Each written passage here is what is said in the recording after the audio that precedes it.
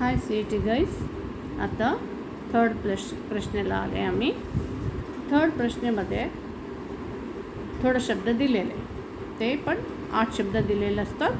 5 शब्द तुम्ही सोडायचे. ते प्रश्न काय ते ವಾಚಾಯಲು ಶಿಕಾ.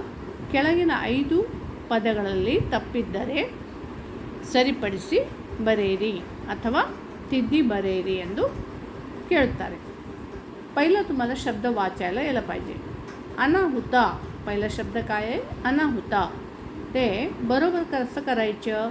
अनाहुता अनाहुता अनाहुता म्हणून पाहायला पाहिजे. अपघाता अपघात.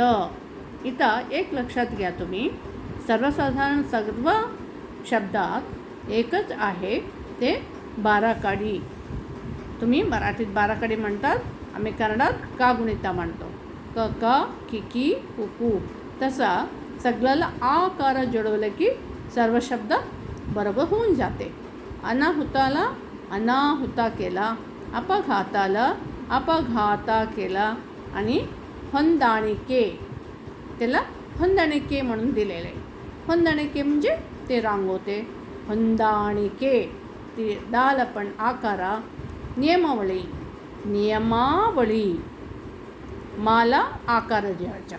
आणि नंतर दिनचरणे दिनाचरणे.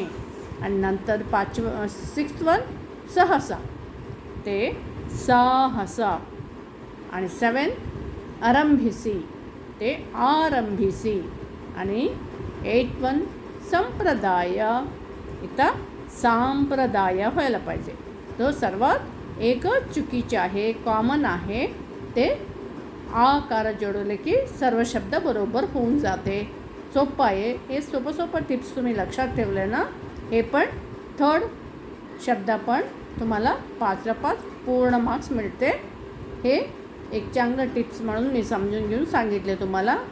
पहिला शब्द, दुसरा प्रश्न, पहिला प्रश्न, दुसरा प्रश्न आणि तिसरा प्रश्न.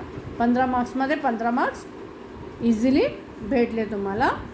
ते लिहून प्रयत्न करा, श्रवण करा, वरचेवर व्हिडिओ पास करा आणि ते लिहून काढा, अभ्यास करा, मनन करा. म्हणजे हे 15 मार्क्स गॅरंटी तुम्हाला मिळते. नंतर स्कोर करायसाठी पुढच्या व्हिडिओमध्ये भेटूया आपण. धन्यवाद.